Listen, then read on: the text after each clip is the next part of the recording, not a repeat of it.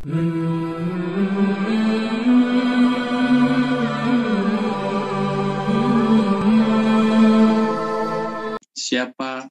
penciptamu? Itu yang ditanya nanti ketika kita masuk ke alam kematian. Jadi yang ditanya bukan kita sekolahnya apa. Nah, pertanyaan siapa Robmu? Ini merupakan pertanyaan penting.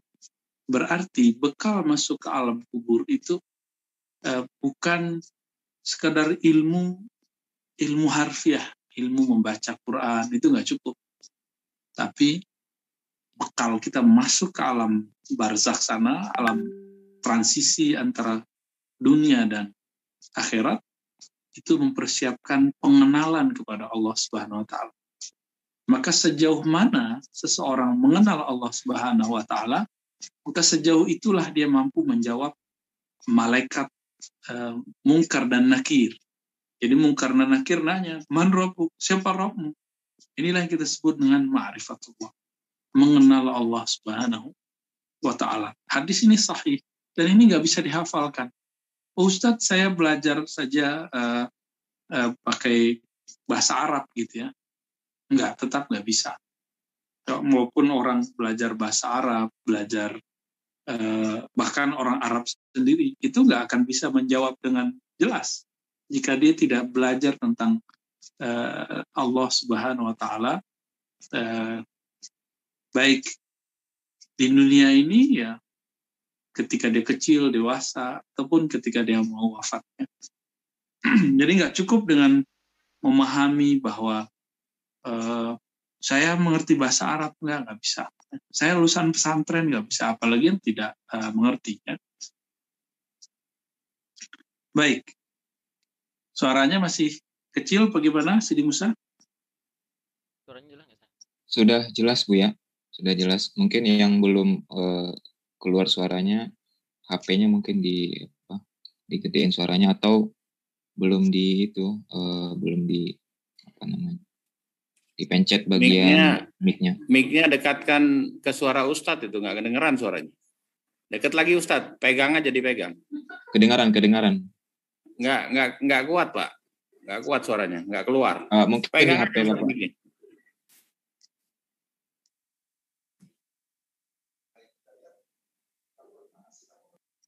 Ya, biasanya kita juga seperti ini, jelas kok ya. Mungkin diatur dari sana aja.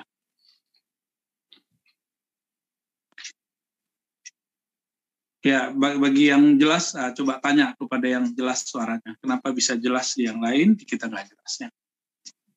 Baik. Alhamdulillah kalau sama saya jelas sekali kok suaranya. Ya, Oke.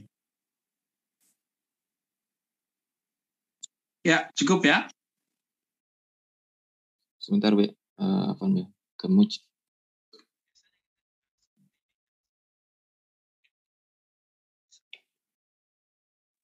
Jadi apa bekal kita ketika hendak masuk ke alam sana? Bekal kita adalah mengenal apa yang akan ditanya nanti. Dan dalam hadis Nabi SAW bahwa seorang yang masuk ke alam kubur itu akan ditanya dua hal minimal. Pertama, siapa Robmu? Siapa Tuhan? Siapa sesembahan? Siapa yang kau yakini selama ini yang memberi rezekimu? Itulah makna Rob. Makna pencipta, Rob. Yang kemudian disebut dengan Tauhid Rububiyah, meyakini bahwa Allah pencipta. Dan orang yang istiqomah memegang Tauhid ini disebut dengan innal ladzina qalu Rabbunallah tsumma istaqamu.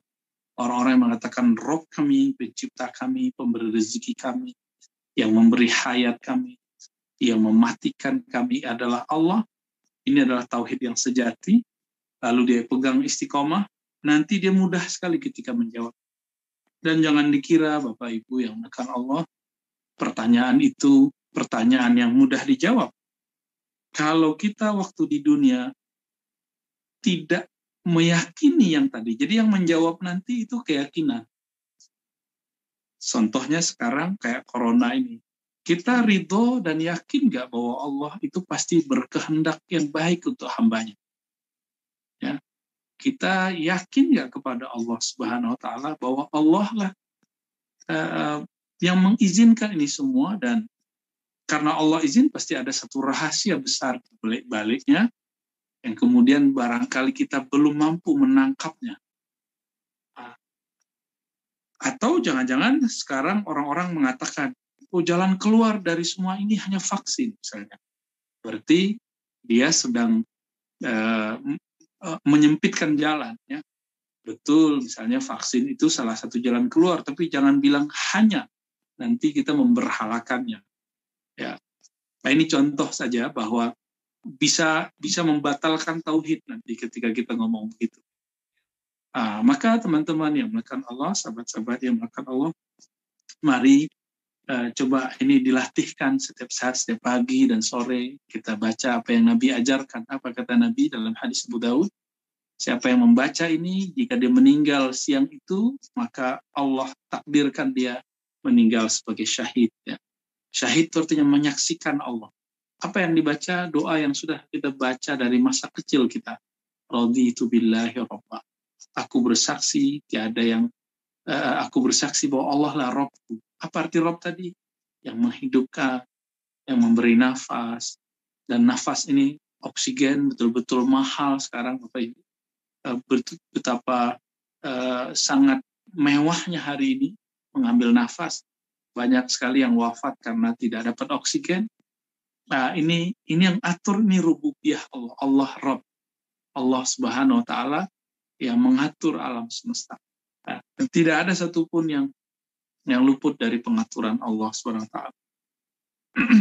Jadi yakinkan itu, ya. Maka wajar kalau Al-Qur'an surat Al-Fatihah ini surat yang menjadi rukun sholat kita. Tidak sah sholat kecuali harus ada bacaan Al-Fatihah di dalam. Tidak sah sholat kita jika kita tidak melafazkan ini. Kalau kita punya imam, kita jadi makmum, tetap dianjurkan walaupun tidak wajib. Kenapa? Karena di situ ada lafaz tauhid terpenting, yaitu meyakini bahwa Allah lah yang mengatur alam semesta. Alhamdulillahi Rabbil Alamin, kata Rabbil Alamin. Allah yang mengatur alam semesta itu nanti sejauh apa saya menanggapi, merasakan kehidupan, melalui kehidupan, maka rasa itu nanti akan menjawab ketika ditanya oleh malaikat Munkar dan Nakir, Man Rabbuk, siapa Rabb kamu, siapa pencipta kamu, siapa memberi rezeki kamu. Kalau kita memberhakalkan Allah dengan tempat kerja, nanti kita akan mengatakan itu Tuhan kita. Kalau kita memberhalakan Allah dengan pasangan, dengan obat, dengan dokter, ya, kita tetap bekerja, tapi tidak menyekutukan Allah dengan tempat bekerja. Kita tetap berobat, tapi tidak menyekutukan Allah dalam kesembuhan dengan obat dan dokter. Beda-beda tipisnya.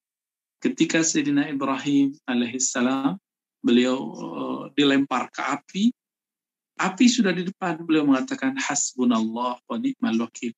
Cukuplah Allah sebaik-baik penolong, sebaik-baik yang mengurus hidup. Itu yang beliau baca.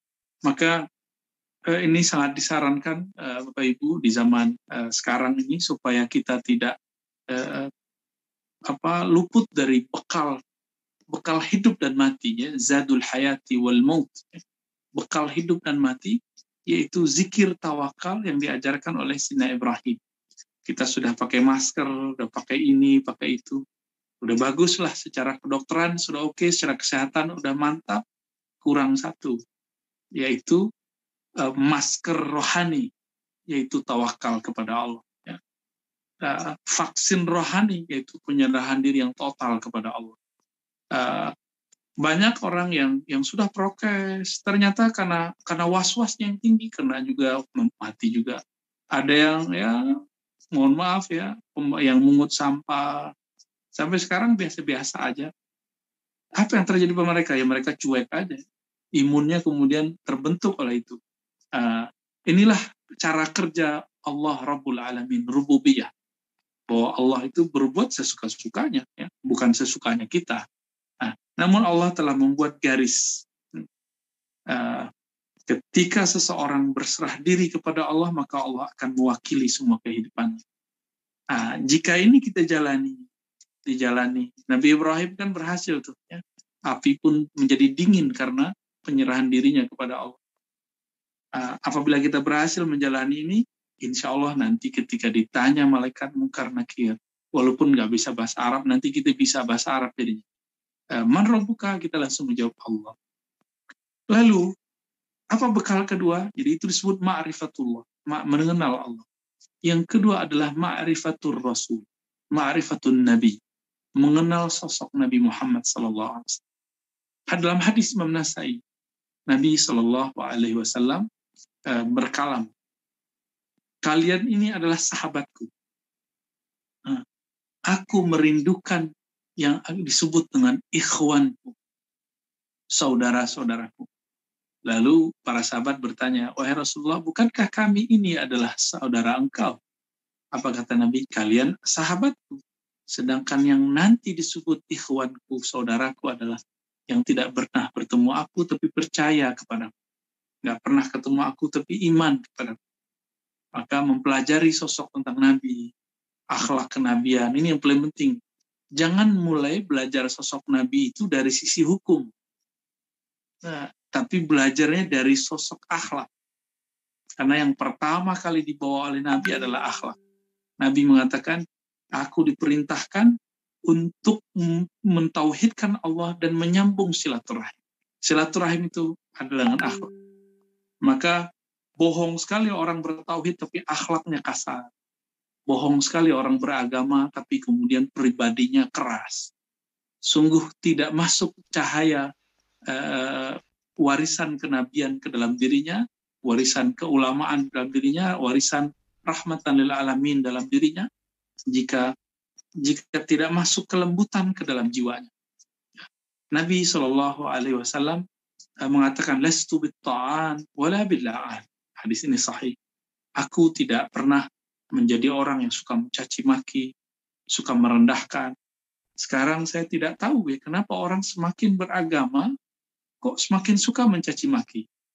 Semakin disebut hijrah namanya, semakin kemudian suka merendahkan orang lain. Ya. Karena kita juga korban direndah-rendahin, dibidah-bidahin, ya akhirnya kita kemudian harus angkat bicara. Kita harus memberikan hujah, ya, supaya tidak semua orang terbawa oleh asumsi-asumsi yang tidak benar. Bapak, Ibu, Saudara, sahabat dimakan Allah, dua bekal ini yang paling penting, mempelajari tentang sifat nama-nama Allah, yang kedua mempelajari akhlak Rasulullah sallallahu alaihi wasallam. Dalam hadis Imam Nasai itu disebutkan bahwa Nabi Muhammad itu ditunjukkan sosoknya kepada orang yang meninggal. Kenalkah kamu dengan orang ini? Menurut kamu siapa sosok ini? Jika kita sudah mempelajari sosok tentang kenabian, maka kita akan langsung bisa menjawab, ini adalah nabiku. Tapi ini juga dalil bagi ulama kita bahwa walaupun kita tidak pernah bertemu Nabi Muhammad, namun jika bermimpi ketemu Nabi, itu pasti benar. Ternyata ini diperkuat oleh hadis Nabi yang lain, man ra'ani fil manam faqad ra'ani. Siapa yang pernah bermimpi ketemu aku, dia benar-benar melihat kebenaran, melihat aku. Meskipun secara fisik kita nggak ketemu. Kenapa? Rasulullah adalah sumbernya ruh alam semesta, ya boleh disebut bapaknya ruh. Ya. Apabila bertemu dengan bapaknya ruh, maka semua orang akan kenal. Ya. Dia akan langsung tahu, oh ini bapak ruh kan. Ya. Bapak Ibu kan Allah di luar sana, ketika ada orang meninggal, kita mau kirim bekal buat orang yang wafat. Ya. Lalu muncullah satu hadis yang sahih, tapi pemahamannya tidak sahih. Hadisnya benar, tapi pemahamannya tidak benar. Apa hadisnya? Idza matal insan, apabila manusia mati, atau idza mata ibnu Adam, artinya sama. In qata'a amaluhu illa min thalas. Terputuslah amal kecuali 3. Yang pertama, ya, ilmu yuntafa'u, ilmu yang dimanfaatkan. Lalu yang kedua, shadaqatun jariyah, sedekah yang mengalir. Yang ketiga, disinilah maknanya kemudian agak mulai rancu. Ya.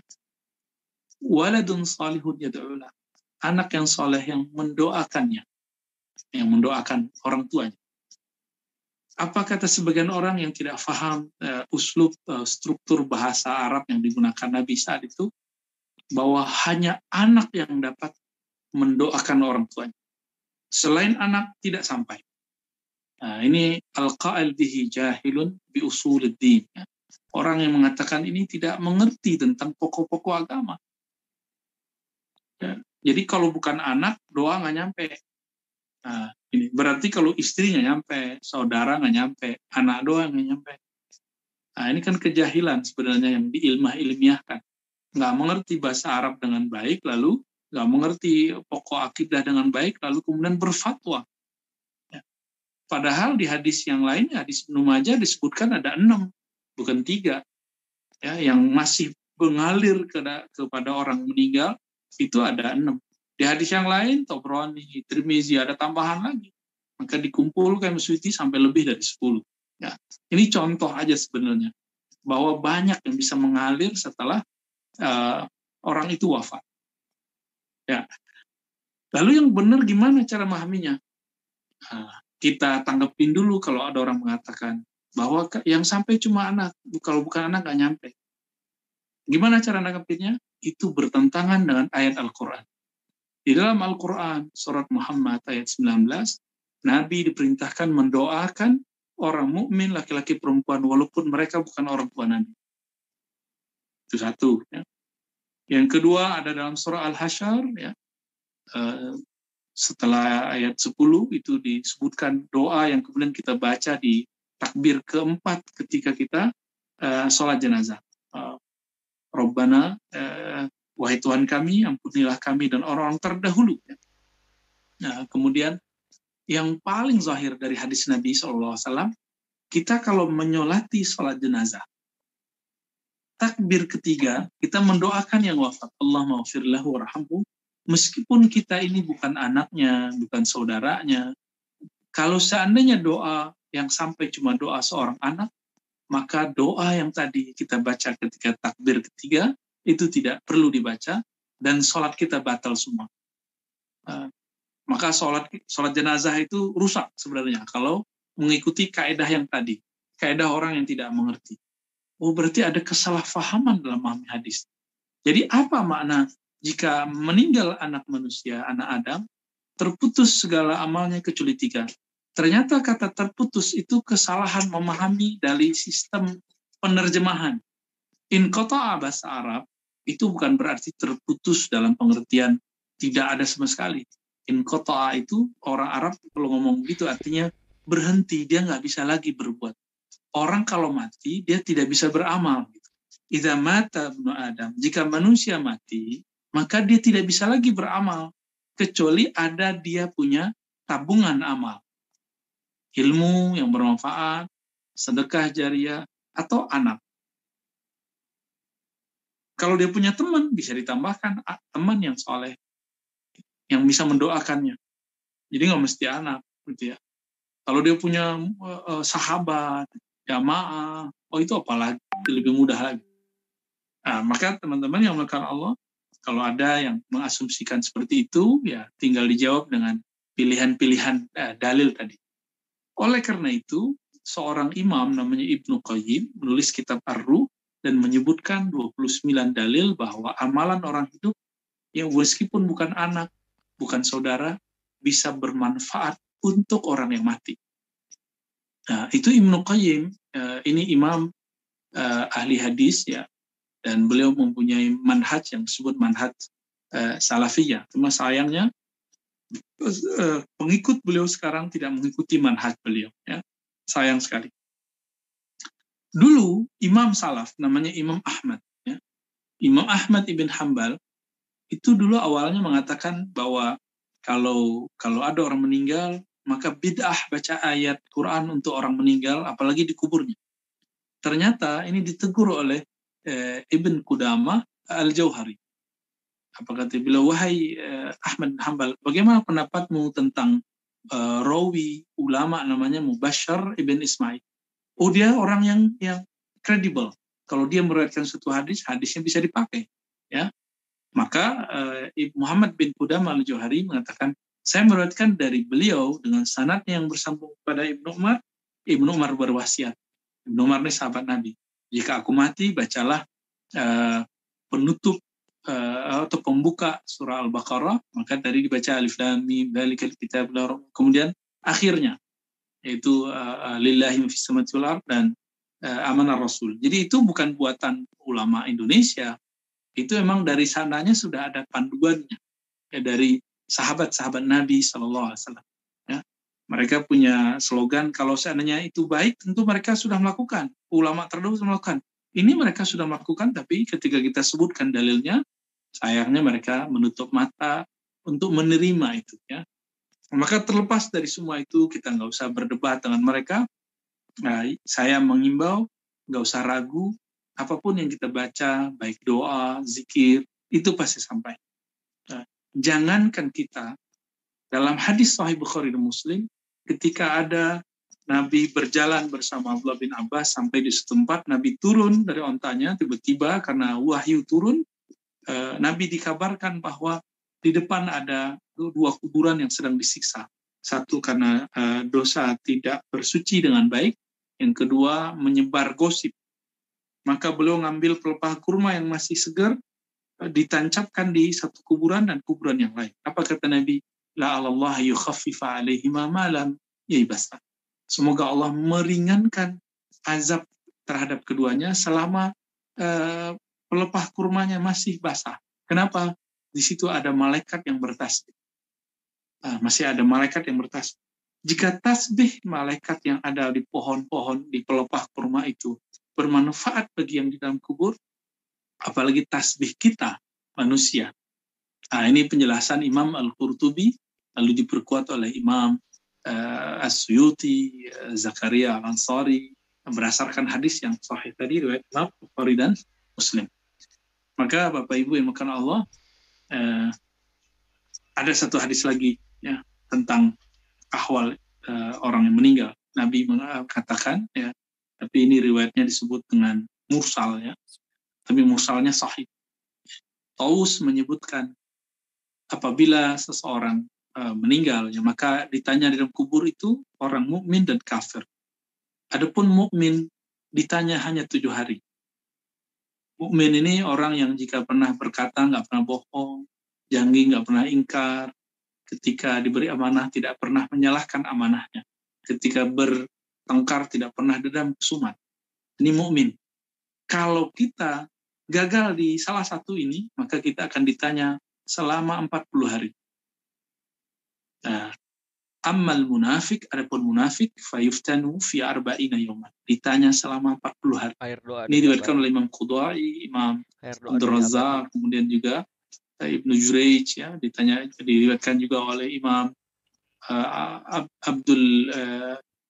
Abu Nuaim ya, Imam Abu Nuaim, dan riwayatnya hasan. Oleh karena itu para ulama dulu suka berbagi, yastahibuna it'am ta'am fi tilkal ayam. Mereka suka berbagi kebaikan, baik makanankah, berbagi hartakah, sedekah atas nama yang meninggal. Jadi saya menyarankan kepada ahli waris, keluarga, untuk mengirim bekal, kan beliau punya harta warisan kepada istri, kepada anak-anaknya, saudaranya, tolong ya sisihkan beberapa warisan beliau untuk amal sosial, amal keagamaan, amal santunan untuk yatim, ya, santunan untuk perjuangan ulama-ulama, untuk amal-amal sosial.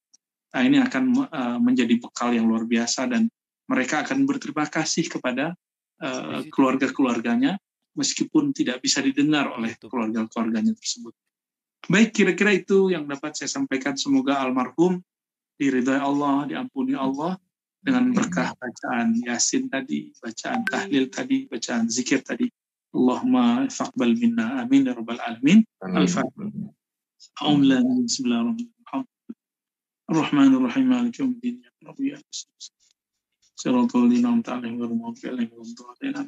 Ya, saya kembalikan kepada host Sidi Musa. Iya kok. Baik Bu ya, terima kasih banyak Kok ya masuk ya? atas Padahal udah ilmu yang telah disampaikan kepada kita. Bapak Ibu semua hadirin, silakan yang mau bertanya bisa dikirimkan pertanyaannya lewat fitur chat. Atau kalau ada yang mau bertanya lewat langsung, silakan dipakai fitur raise hand dulu, angkat tangan, sehingga nanti kita bukakan mic-nya.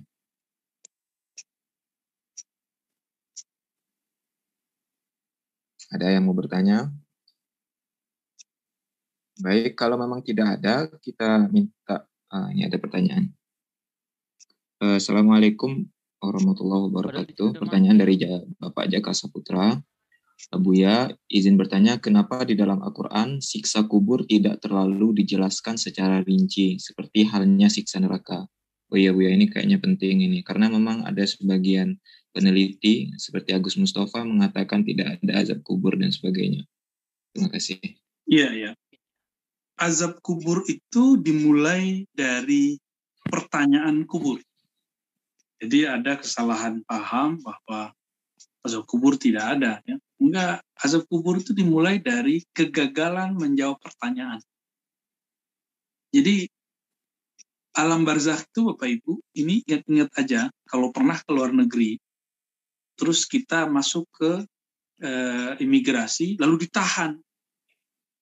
Ya, teman saya ketika masuk dulu kita mau ke Palestina, masuk tapi kan yang menguasai Palestina itu kan nggak dianggap oleh orang-orang Israel. Jadi nggak ada petanya oleh mereka. Yang ada adalah Israel itu. Akhirnya kita masuk ke Palestina, ke Al-Quds harus lewat Israel. Itu diperiksanya sampai 6 atau 7 kali. Waktu itu saya nggak tahu kenapa ditahan. Ya. Teman saya juga ditahan. Ada beberapa orang. Akhirnya saya urus, selesai. Ada satu lagi teman kita. Itu sampai mohon maaf. Ya, hampir-hampir buang air kecil di celana. Gitu. Padahal waktunya dia menunggu itu cuma sekitar 3-5 menit. Tapi rasanya lama sekali. Lalu kita pernah juga pergi ke suatu wilayah di Asia Tengah. Karena teman saya ini pakai kopiah, yang kopiah itu rasanya bikin trauma di negara tersebut, ditahan. Adalah satu jaman, tapi rasanya bagi mereka ketika di dalam itu berjam-jam. Jadi alam yang kita masuki ke alam barzakh, itu kan disebut an-naumu akhul maut. Kematian itu temannya tidur. Di tidur, kita bisa mimpi datang kemana-mana dan rasanya zahir. Ketika mati, apa kata Nabi? An-nasu niyam idza matu ittabahu. Manusia itu kayak orang tidur. Kita nih sadar, tapi Nabi menyebut sebenarnya kita tidur. Kita nggak sadar-sadar. Kita sadarnya cuma alam yang zahir. Tidak mempunyai kesadaran di alam yang batin. Ketika kita mati, kita baru sadar bahwa ada alam yang batin, alam gaib. Di saat itulah yang tadinya gaib menjadi nyata. Yang tadinya nyata menjadi hilang. Nah, di saat itu kemudian orang pada kaget semua. Jadi nanti Bapak Ibu, orang yang meninggal itu dia nggak sadar, tahu dia masuk ke alam kubur. Dia juga bingung kenapa dia kemudian pindah alam. Kapan dia sadar? Ketika dia kemudian dieksekusi, ditanya-tanya oleh malaikat Munkar Nakir, baru dia tahu, loh, saya mati ya gitu. Baru dia ditanya, baru dia kemudian tahu bahwa dia sedang diinterogasi di imigrasi alam barzakh. Itu siksaannya. Ya bisa jadi disiksa secara di alam sana itu zahir, tapi di alam kita melihatnya maknawi. Itu sebabnya dalam hadis-hadis Nabi yang sahih riwayat Bukhari, Muslim, Abu Daud, Tirmizi, azab kubur, nikmat kubur itu jelas. Tapi bahasanya disebut fitnatul qabri. Fitnah kubur. Fitnah ini kekacauan di alam kubur. Jadi sebutan azab kubur dalam bahasa hadis adalah fitnatul qabri. Jadi kita berdoa, Allahumma a'udzubika min fitnatil qabri wa adzabin nar wa fitnati masih dajjal. Ya Allah, jaga kami dari fitnah kekacauan di saat kita diinterogasi di alam kubur, azab neraka dan kekacauan sebelum al-masih dajjal dan setelah dia keluar. Nah, itu doanya. Dan doa itu ada di Sahih Bukhari, di Sahih Muslim. Maka mengingkari ini sama dengan mengingkari hadis-hadis yang sahih, dan itu bisa menyebabkan kepada kefasikan. Ya, lanjut. Baik, Bu, terima kasih. Berikutnya pertanyaan dari Bapak Dian Iskandar, Bapak atau Ibu mungkin ya. Buya, kalau saya ada berdosa dengan seorang insan yang lain, dengan orang lain, tetapi sudah lupa dengan siapa saya berdosa, bersalah. Nah, masih adakah harapan untuk saya dekatkan diri kepada Allah? Kalau kita berdosa kepada seseorang, menyakitinya, maka kita wajib meminta kerelaannya. Jika orangnya sudah wafat, kita cukup mendoakannya atau bersedekah atas nama orang tersebut. Semoga ini bisa membuat orang itu rela. Dan jika masih ada keluarganya, kita minta maaf melalui keluarganya. Dan ini riwayat Abdullah bin Umar, beliau mengamalkan hal itu. Jadi salah satu cara berbakti kepada orang tua adalah membangun silaturahmi, berbuat baik kepada kawan-kawannya, apalagi saudara-saudaranya. Ini orang tuanya meninggal, tapi saudara orang tuanya nggak dihargai, ya, temannya nggak dihargai lagi. Nah, ini mulai muncul nih di akhir-akhir zaman seperti ini, orang tidak menghargai saudara-saudara di orang tuanya, kawan-kawannya. Ini berarti gagal berbuat baik ke orang tua. Jadi cara berbuat ke orang tua, bangun silaturahmi kepada kawan-kawannya, saudara-saudaranya, bahkan orang-orang yang dulu berjasa kepada. Ya itu salah satunya ya. Allahu a'lam. Kalau orang yang telah kita sakiti atau salah kita berdosa kepadanya tidak diketahui, Bu ya, nggak kenal orangnya atau ya cukup kita ampun kepada Allah. Kalau bisa kayak tadi bersedekah atas makna atau rupa orang itu, kan kita masih ingat rupanya. Insya Allah ini bisa jadi penebus. Karena sedekah tadfa'ul bala, ya. Sedekah bisa menolak bala. Baik. Ini pertanyaannya mungkin perlu penegasan kembali dari Buya. Masih bertanya, apakah bisa kami sebagai teman atau keluarga bersedekah atau berwakaf atas nama almarhum? Mungkin butuh penegasan kembali. Teman-teman yang melakukan Allah, ini hadis Imam Bukhari dan Muslim. Nah, coba diperhatikan. Jangan dihiraukan kalau ada orang ngomong, oh nggak nyampe. Ya, kayak dia aja panitia neraka, ya, panitia alam barzakh, panitia alam kubur. Ya. Tahu dia nggak nyampe atau nyampe. Ya. Memang ada gosen ke alam barzakh yang kemudian nggak nyampe.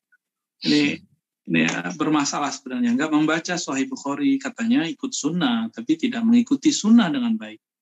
Suatu kali Nabi didatangin oleh seorang laki-laki. Apa kata laki-laki ini? Ya Rasulullah, inna ummi uftutilat. Ibuku terjatuh lalu mati.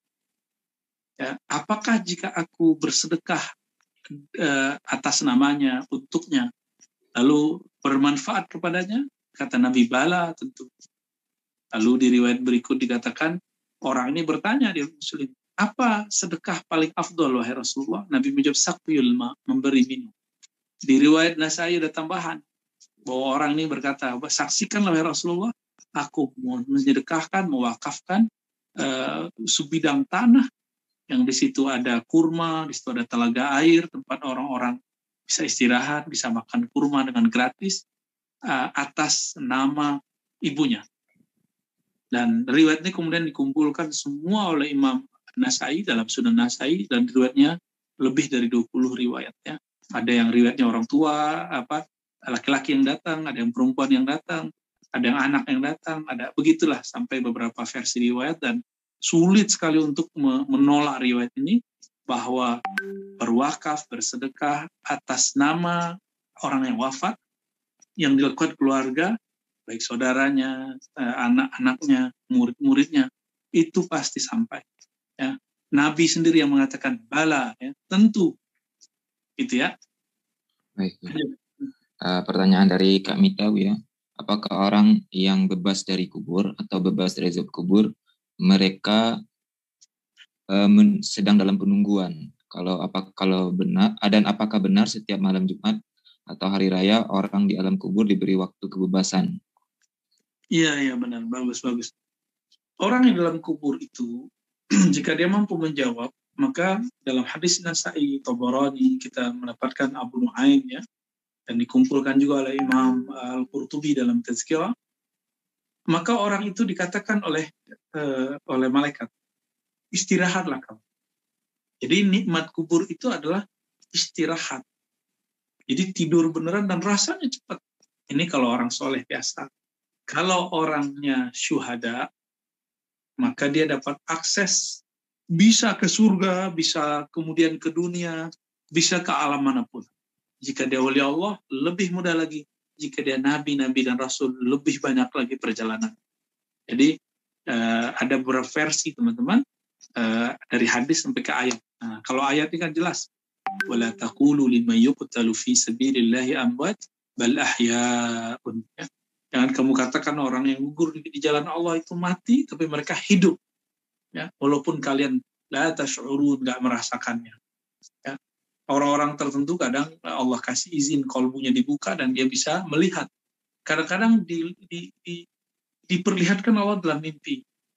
Makanya Imam Zahabi ini imam ahli hadis yang pengikut manhaj salafus saleh, itu di setiap nama-nama ulama itu jika ada riwayat tentang pertemuan setelah mati, jadi ada orang mimpi setelah mati dengan ulama fulan, itu beliau nukil.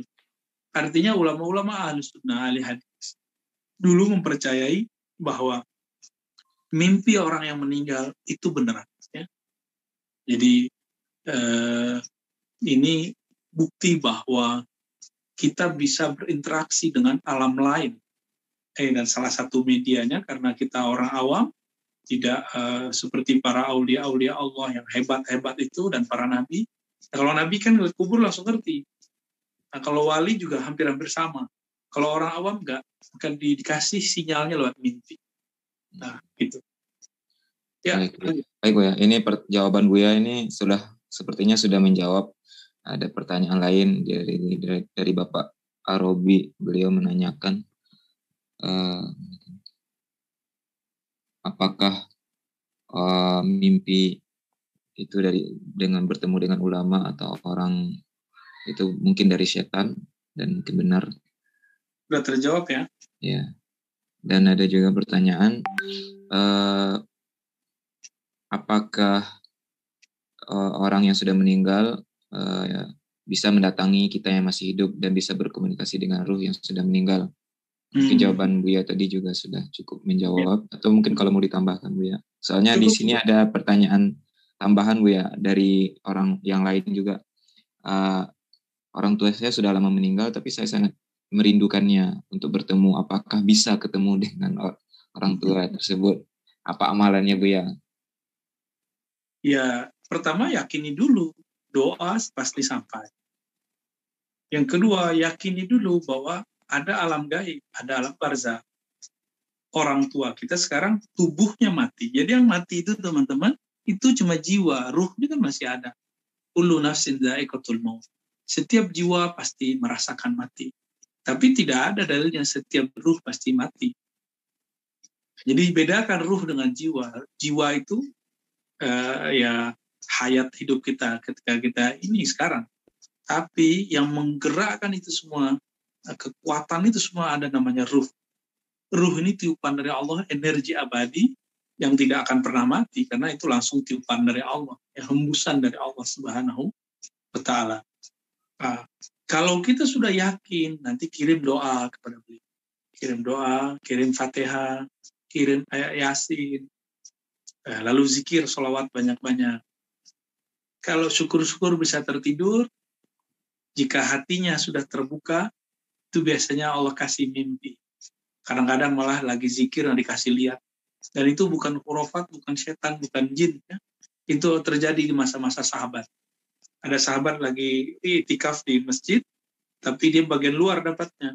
Tahu-tahu bawahnya itu ada kuburan orang yang suka baca ayat tertentu. Ketika dia itikaf, dia mendengarkan ada orang membaca Al-Mulk, surah Al-Mulk setiap malam. Akhirnya dia mulai sadar, kesadaran apa itu? Telinga biasa nggak bisa dengar. Tapi ketika kesadarannya sudah mulai sensitif, dia bisa mendengarkan suara yang nggak terdengar oleh orang biasa. Itu hadis riwayat Imam Tirmizi. Ngadu kepada Rasul, Nabi mengatakan, yang ada di bawah kamu adalah kuburan. Dulu di waktu hidupnya dia suka membaca surat Al-Mulk. Nah, ini penting. Baca surah Al-Mulk ini bisa membebaskan kita dari azab kubur, pertanyaan kubur. Jadi saya sarankan untuk kita semua untuk melazimkan, membiasakan baca surat Al-Mulk. Nah, ini bisa juga dihadiahkan untuk yang meninggal ya. Selain Yasin meringankan, ini juga Al-Mulk, surah Al-Mulk. Insya Allah Allah kasih. Kadang-kadang dikasihnya ketika kita lupa meminta. Kita lagi berobsesi untuk bisa ketemu, nggak dikasih. Tapi ketika kita lupa, kita sedang pengen ketemu dengan rohaniah beliau-beliau itu, Allah kasih. Ya. Dan yang mengatakan ini juga Ibnu Qayyim dalam kitab Ruh, bahwa mimpi ketemu orang yang wafat itu beneran mereka. Wallahu a'lam bishawab. Lanjut. Baik, Buya. Ini ada 2 pertanyaan yang Sudah? satu hati kayaknya. Terkait dengan ini, Buya. Meminta pendapat Buya ini, bahwa penanya ini Pak Agus Wibowo, Pak Budi Agus Wibowo, dan ada lagi pertanyaan dari YouTube. Apa betul bagi orang yang berguru thariqat kepada seorang mursyid tertentu, maka di saat dia sakaratul maut nanti, mursyidnya itu akan membantu dia atau membimbing dia bahkan sampai ke alam kubur atau alam mahsyar? Apa benar seperti itu, Buya, atau ada rinciannya? Terima kasih. Hadis secara eksplisit tidak ada tentang itu. Cuma apabila gurunya wali, tentu nanti masuk ke dalam koridor hadis syafaat, bahwa yang dapat memberi syafaat itu para malaikat, para rasul, dan orang soleh. Nah, barangkali ini masuk ke bab syafaat orang yang soleh. Atau masuk ke hadis Nabi, anta ma'aman ahbabta. Engkau bersama yang orang engkau cintai. Jika gurunya kekasih Allah, maka karena cintanya kepada gurunya, itu menghantarkan dia cinta kepada Rasulullah, menghantarkan cinta kepada Allah. Nah, ini baru bisa membantu dia. Tapi jangan berlebihan juga. Silakan cintai guru, tidak usah mengkultuskan, tidak usah berlebihan. Guru kita juga manusia. Nabi Muhammad pun masih manusia, ya. Bedanya beliau tidak ada kesalahannya, dan beliau dapat akses yang luar biasa. Guru yang sejati, yang sumber semua guru adalah Nabi Muhammad. Maka yang benar itu, yang tidak ada celah setan itu cuma satu, teman-teman. Jika yang datang adalah sosok ruhaniah Rasulullah. Nabi mengatakan, man ra'ani faqad ra'al haq. Yang melihat aku dalam mimpinya atau dalam kadar trans, ya, itu benar-benar aku. Jadi kalau selain pintu ini bisa jadi benar, bisa jadi tidak. Jadi kita nggak bisa jamin juga kalau ada seseorang dibersamai oleh mursyid ini, mursyid itu belum tentu juga bisa jadi qarinnya, bisa jadi setan menyerupai. Tapi kalau dimulai dengan bertemu baginda Nabi SAW, insya Allah sebenarnya. Semoga itu bisa menjawab. Baik, Buya. Ini pertanyaan dari Putri Abdul terkait dengan mimpi yang Buya bahas barusan. Nah, ini meminta penjelasan ke Buya. Apa maksudnya kalau kita mimpi melihat ayat-ayat Al-Quran atau ada doa-doa yang disampaikan lewat mimpi? Itu pertanda apa, Buya? Soalnya saya ketika melakukan suatu amalan, baca wirid-wirid tertentu, saya biasanya dapat mimpi-mimpi seperti itu. Mohon penjelasan, Buya. Ya, itu pertanda bahwa orang yang bermimpi suka membaca zikir dan doa. Karena kecintaan itu masuk ke alam bawah sadar, dan ini yang kemudian membuat kita melihat sesuatu di alam lain, yaitu di alam mimpi. Mimpi ini juga ada tingkatan-tingkatannya, ada mimpi yang palsu, ada yang bayang-bayang, ada yang asli, ada yang beneran gitu. Nah, ketika mimpi ketemu ruhania, arwah-arwah, itu kebanyakan benar. Kalau yang tadi itu simbol, sebenarnya simbol pertanda kabar gembira dari Allah bahwa orang ini suka membaca Al-Quran, suka membaca doa, semoga istiqomah. Amin. Barangkali gitu, Sidi Musa. Pertanyaan terakhir dan penutup dari Buya nanti. Pertanyaannya besar banget, Buya. Bagaimana caranya untuk mendapatkan ridho Allah? Masya Allah. Untuk mendapatkan ridho Allah, maka ridholah kepada ketentuan Allah. Dan kedua, berbaik sangkalah kepada Allah. Berbaik sangka dalam segala hal, dalam segala kemungkinan, kejadian. Bahkan sebelum terjadi ridhoilah.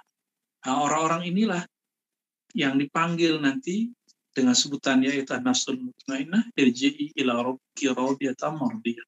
Wahai jiwa-jiwa yang sudah tenang dalam zikrullah, tenang dalam mengenal Allah, tenang dalam keistiqomahan kepada Allah, kembalilah kepada Allah dengan pakaian keridhaan dan diridhai. Jadi bagaimana caranya? Ridhoi takdir Allah, ridhoi kehendak Allah. Nah, zaman sekarang yang serba sulit ini, kita ridho atau tidak? Jika kita ridho, Allah mengatakan, Ana inda zanni abdi. Aku berdasarkan persangkaan hambaku. Jika kita membangun persepsi buruk tentang Allah, Allah pun sebenarnya sedang mempersepsikan kita dengan buruk. Jadi ada seorang bertanya kepada gurunya, wahai Tuan guru, bagaimanakah derajatku di sisi Allah? Apa jawaban sang guru mulia? Bagaimana pentingkah Allah dalam dirimu, dalam hatimu, dalam jiwamu? Sebegitulah derajatmu di sisi Allah SWT. Maka mulai ridhoi kehendaknya, Allah akan ridho kepada kita. Kalau Allah ridho, salah kita akan dimaafkan Allah. Ya, benar kita akan diangkat oleh Allah Subhanahu wa ta'ala. Barangkali itu, ya, semoga bermanfaat. Sudah, Bu ya? Ya, terkhusus untuk almarhum dan keluarga, semoga almarhum diridhoi Allah di sana. Penyakit-penyakit yang beliau alami sebelumnya menjadi fida, menjadi pembebas, penebus, sebagaimana dikatakan oleh Nabi bahwa setiap yang wafat mengalami sakarat, mengalami goncangan yang akan menebus masa lalunya. Walaupun terlihat cuma sebentar, tapi mereka merasakan lama. Ya. Dan semoga keluarga yang ditinggalkan, terutama keluarga dekat, pasangan, anak-anak, diberikan rasa ridho dalam kalbunya, sehingga muncul keridhaan yang tiada batas. Amin ya rabbal alamin. Terkhusus untuk niat tadi, kita bacakan lagi surah Al-Fatihah. A'udzubillahi Alhamdulillahi rabbil alamin arrahmanir rahim maliki yaumiddin. Allahumma billahi wa ighfir lahu warhamhu wa'afihi wanhu wa akrim nuzulahu wa siyam madkhalahu waj'al lahu daran khairan min darih wa zawjan khairan min zawjihi wa qini min fitnatil qabri wa adzabil nar. Ya Allah, almarhum, berikanlah kebaikan, maaf baginya, jadikan bagi dia pengganti yang baik ketika dia masih di dunia, dan pengganti yang baik ketika masuk ke alam sana. Ringankan dia ketika masuk alam kubur, bebaskan dia dari neraka. Amin ya rabbal alamin. Demikian dari kami, Bapak Ibu, terutama yang sedang berduka. Salam ta'zim dari saya. Assalamualaikum warahmatullahi wabarakatuh.